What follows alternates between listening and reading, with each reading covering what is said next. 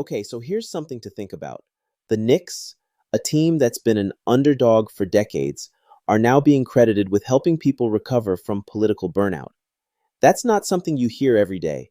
It's definitely unexpected, but it makes sense when you think about how sports can bring people together. Let's dive into it. Welcome to DeActa Daily Digest. I'm Joseph. And I'm Juniper. Here are today's top stories. Let's start with the Knicks. This story really caught my attention because it's not just about basketball. It's about how their recent success has become a kind of emotional refuge for people who are exhausted by politics. The writer even described it as a shared optimism that's helping people reconnect.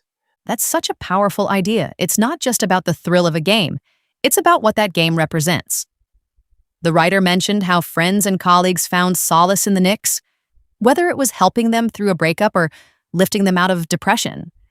It's like the team's success is giving people permission to hope again. And what's fascinating is how this ties into the broader cultural moment. The writer works in political journalism, which is a nonstop, high-pressure environment. They talked about how even people in their newsroom are looking for ways to step back and recharge, whether it's through sports, streaming shows, or even karaoke. That really stood out to me too.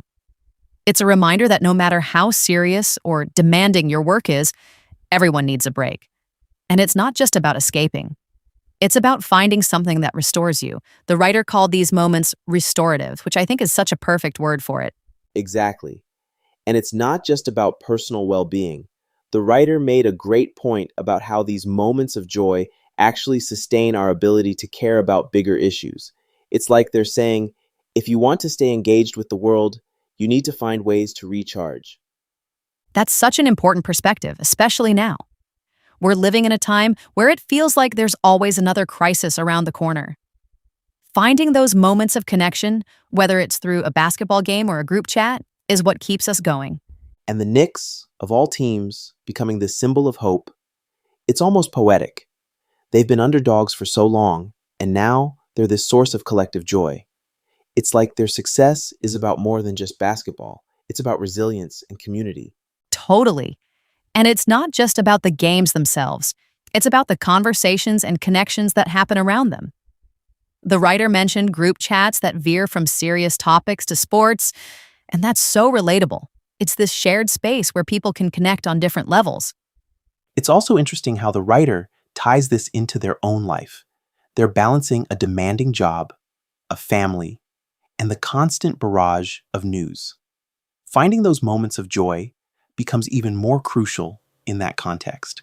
And it's not just about personal well-being. The writer argues that these moments of optimism actually sustain our ability to care about bigger issues. It's a fascinating perspective, and I think it's something we can all learn from. Yeah, it really makes you think about how we prioritize our time and energy. Sometimes stepping away isn't about disengaging, it's about recharging so you can come back stronger. Exactly. And speaking of stepping away, let's move on to our next story. This one's a bit heavier. Tehran and Washington making progress on a potential agreement, even as fighting continues in Lebanon. This story is such a delicate balance of hope and caution, isn't it? On one hand, you have these diplomatic talks that seem to be making real progress. On the other hand, the situation in Lebanon is a stark reminder of how fragile everything still is. That's the thing. Even if they reach an agreement, it's just the beginning. The article makes it clear that there are so many moving parts. Ceasefires, unfreezing assets, and the broader geopolitical implications. It's like a house of cards. And the internal disagreements within Iran's leadership add another layer of complexity. It's not just about getting two countries to agree.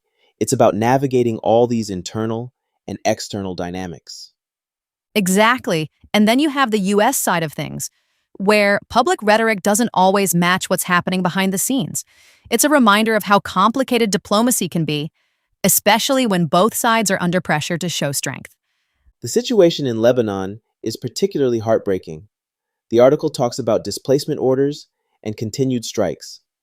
Even if there's progress on a broader agreement, the human cost on the ground is immense. It really is. And it highlights how interconnected these issues are.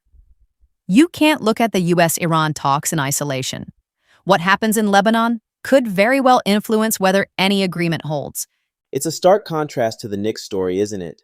One is about finding moments of joy and connection, while the other is about navigating some of the most challenging and divisive issues of our time.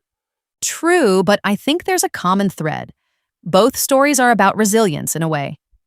Whether it's a basketball team defying the odds or diplomats trying to find common ground, it's about pushing through challenges. That's a great point. And speaking of resilience, let's move on to our final story: LSU's quarterback room and a little bit of king cake for good measure. Ah, yes, Peyton Pop Houston. What a name, right? He sounds like he's straight out of a football movie. Totally. And it's interesting how LSU is already planning for the future, even with a deep quarterback room. It shows how much strategy goes into building a team, not just for the current season, but for years down the line. Absolutely, and it's not just about talent, it's about finding the right fit. Houston's accuracy has been a standout, and that's something you can't teach. It'll be interesting to see how he develops in LSU's system. The article also touches on the unpredictability of college sports with the transfer portal. Even a well-stocked quarterback room can change overnight. It's a reminder of how dynamic these programs are. And then there's the soccer and king cake notes. I love how the article weaves in these little cultural moments. It's like a snapshot of life in Louisiana. Football, soccer, and of course, king cake. The king cake part made me hungry. Joe's Cafe getting a shout out for their donut king cake. It's like the best of both worlds. It really is.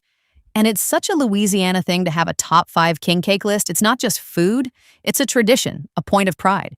It's a nice light note to end on, isn't it? After talking about political exhaustion and international diplomacy, it's refreshing to think about something as simple and joyful as a great king cake. Definitely. It's a reminder that even in the midst of everything else, there's always room for a little sweetness. And on that note, I think we've covered everything, Corries, for today. Any final thoughts?